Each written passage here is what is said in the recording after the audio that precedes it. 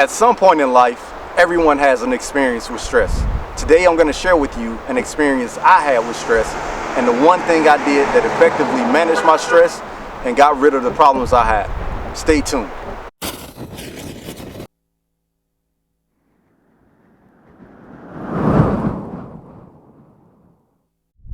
YouTube, welcome and welcome back. Thank you all for tuning in again. For those of you who are new to this channel, welcome. I go by Journeyman22. Newcomers, if you haven't already, please go ahead and do me a huge favor. Go ahead and hit that subscribe button. Make sure you like this video.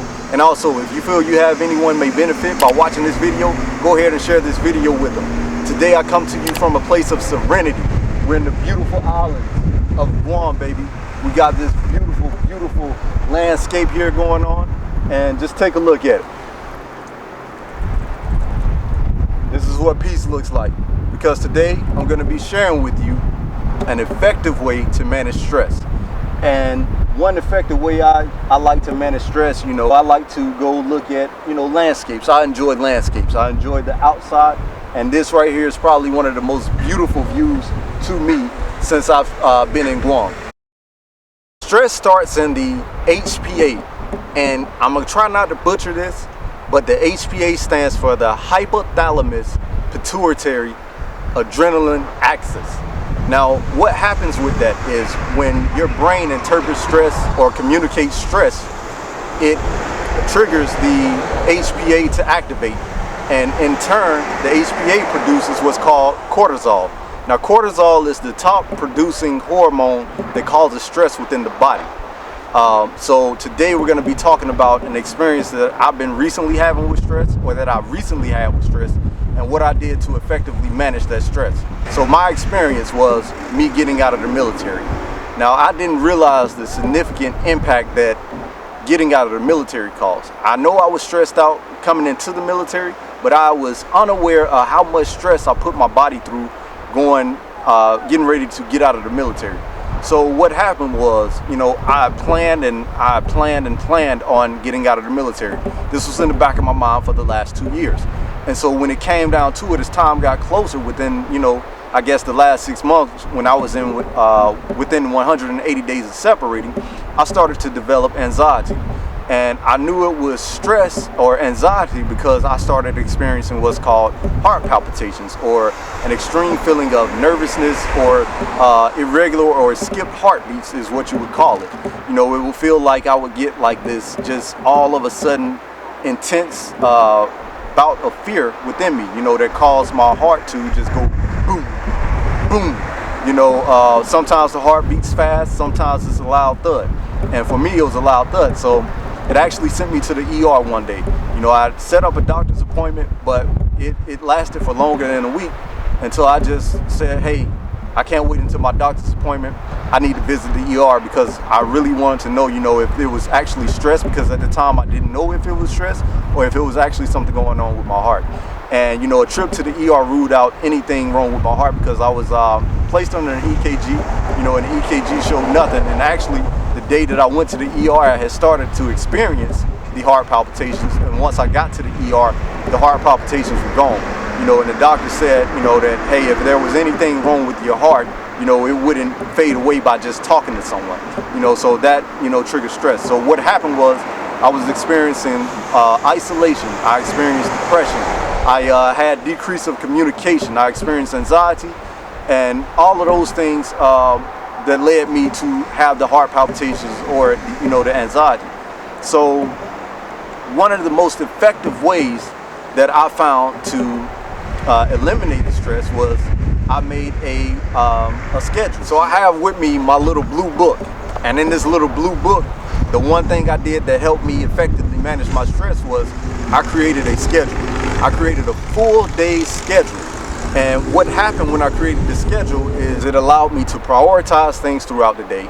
It allowed me to remain active throughout my day, and it also helped me get more things done. So with prioritizing, it helped me put the things first that really mattered, that were relevant first, so I could get those things done.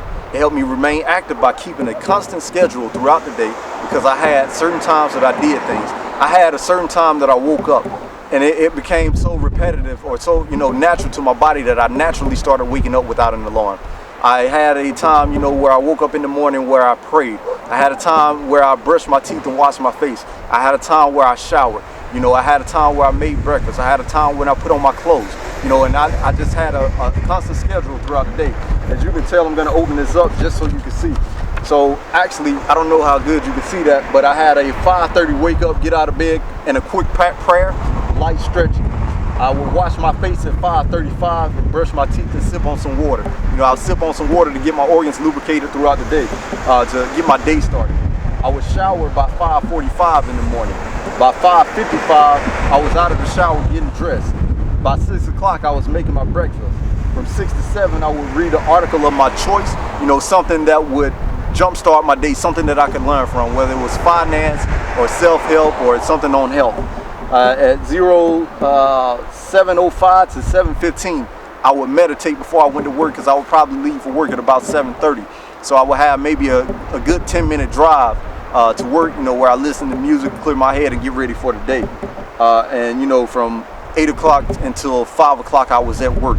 And when I came home at between 1700 and 1930, sorry, I'm on military time, but that is 5 o'clock until 7:30 at night, I would eat, and after 7:30, I couldn't eat anything else.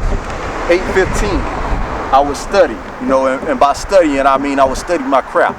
I would study how to perfect me, Journeyman 22.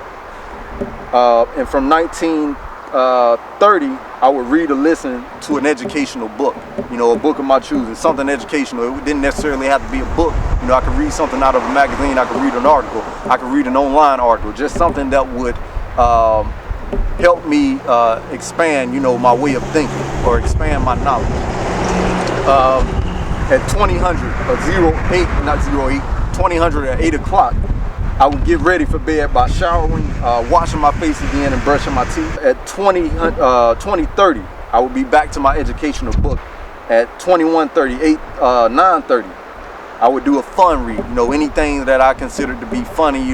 If it was a comic, and a little comedy, comedy skit or something. I would maybe watch something on Instagram, and then by 2200 or 10 o'clock, I would try to be in bed. Or I would be in bed, and by 10:30, I'm trying to be, lights out, knocked out, sleep. So this is the way I effectively manage my stress. Now, there's a lot of ways you can manage your stress. Anything you deem to be therapeutic is a way of managing stress, whether it's talking to family members, whether it's hanging out with friends, whether it's going to the mall and shopping.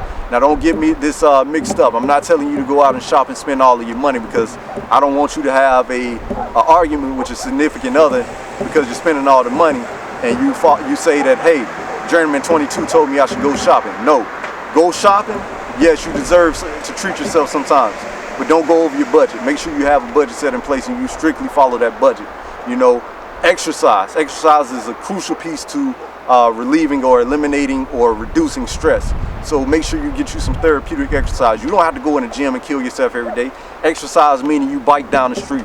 Exercise meaning you walk around the block. You go to a park, walk around the park. You go to the beach, walk around the beach. Or, like I said, I love peaceful areas like this. A good landscape. Just coming out here, smelling the ocean, because you can smell the ocean right now. You can hear dogs barking in the background. Right now we hear a lot of traffic on this road. It's Sunday. Everybody's out, with their family. The weather is nice out. Got a good wind going on. So, do something that's therapeutic. A drive can even be therapeutic. So if you feel that, whatever you feel is therapeutic, you should do it to relieve stress. That's all I have for you guys today. I hope you learned something. I hope this video can benefit you in some way, and I hope that you have someone this video will benefit. So if you feel that this video will benefit someone again, please share this video, and I'll see you all next time. Peace.